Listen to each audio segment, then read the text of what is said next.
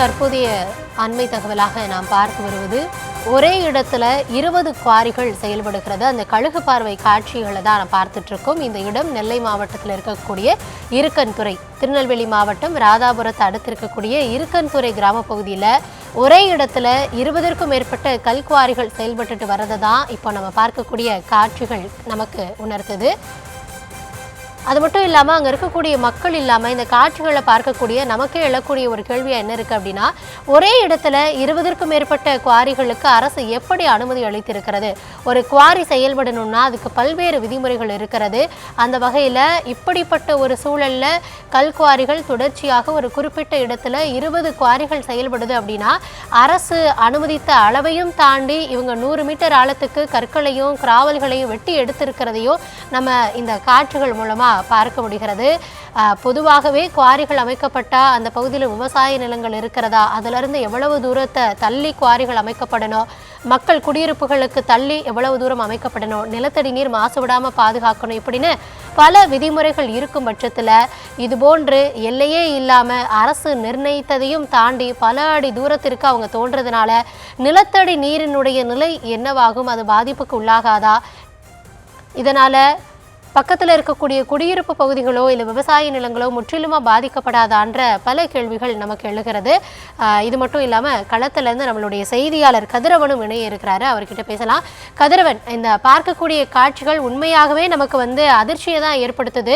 ஏன்னா ஒரு குறிப்பிட்ட பகுதியில் 20 குவாரிகள். முதல்ல இதற்கு எல்லாமே அவங்க அனுமதி வாங்கி செயல்படுறாங்களா? அரசு இயந்திரம் இதை கண்காணிக்குதா இல்லையா? அரசு அதிகாரிகள் தரப்புல என்ன சொல்றாங்க? நிச்சயமாக கனிம வள கொள்ளை குறித்து நியூஸ் தமிழ் தொலைக்காட்சியில் தொடர்ந்து அம்பலப்படுத்தி வருகிறோம். இதனை தடுக்க பல்வேறு சங்கங்கள் மற்றும் சமூக ஆர்வலர்கள் கோரிக்கை வைத்து வருகின்றனர். ஆனாலும் தொடர்ந்து சட்டத்திற்கு புறம்பாக கிராவல் மற்றும் கற்கள் அரசு அனுமதி அளவை விட கூடுதலாக வெட்டி எடுக்கப்படுகிறது. அந்த வகையில் திருநெல்வேலி மாவட்டம் ராதாபுரம் அடுத்து இருக்கக்கூடிய இருக்கன்துறை கிராம பகுதியில் 20க்கும் மேற்பட்ட கல்குவாரிகள் செயல்பட்டு வருகிறது. இந்த கல்குவாரிகளில் அரசு அனுமதி பெற்ற டிராவல் மற்றும் கற்கள் அள்ளப்பட்டு வருகிறது.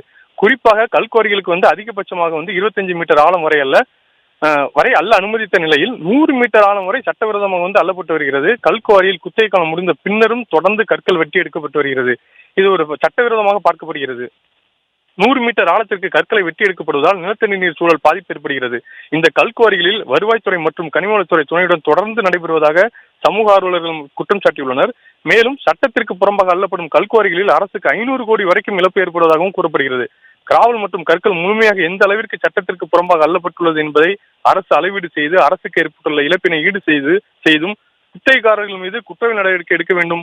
ஒரே இடத்தில் 20க்கும் மேற்பட்ட குவாரிகள் எப்படி அனுமதி கொடுத்தார்கள் என பசுமை மற்றும் சுற்றுச்சூழல் பாதுகாப்பு சங்க தலைவர் சுப்பிரமணியன், தலைமைச் செயலர் மற்றும் புவியியல் மற்றும் சுரங்கத்துறை ஆணையர், மாவட்ட ஆட்சியர், சார் ஆட்சியர் உள்ளிட்ட அலுவலர்கள் புகார் கடிதம் கொடுத்துள்ளார்.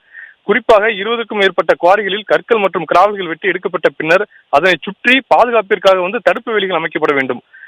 அப்படி அமைக்கப்படாத பட்சத்தில் உயிர் பலி ஏற்பட்டுவிடும். ஆனால் அது போன்ற தடுப்பு வேலிகள் எதுவுமே அமைக்கப்படவில்லை என்பதும் குற்றச்சாட்டாக உள்ளது. 13 மெட்ரிக் டன் கிராவல் மற்றும் கற்களை லாரியில் எடுத்துச் செல்ல அனுமதி உள்ள நிலையில் ஒரு லாரியில் 30 டன் கிராவல் மற்றும் கற்களை எடுத்துச் செல்கின்றனர். ஒரு அனுமதி சீட்டை வைத்துக் கொண்டு 10 முறை அள்ளப்படுவதாகவும் குற்றச்சாட்டு உள்ளது. மேலும் இங்கு அள்ளப்படும் கிராவல் மற்றும் கற்கள் அண்டை மாநிலமான கேரளாவிற்கு எடுத்து செல்லப்படுகிறது. இதனால் அந்த கிராமப்புற பகுதி முழுவதுமே சாலைகள் மிகவும் மோசமடைந்து காணப்படுகிறது. மேலும் கனரக வாகனங்கள் அதிவேகமாக செல்வதால் சாலை நடந்து செல்வதற்கே ஒரு அச்ச உணர்வுடன் மக்கள் பயணப்படுகின்றனர். திருநெல்வேலி மாவட்ட ஆட்சியரும் காவல்துறையினரும் கடுமையான சட்டத்தின் கீழ் நடவடிக்கை எடுக்க வேண்டும் என கோரிக்கை வைத்துள்ளனர்.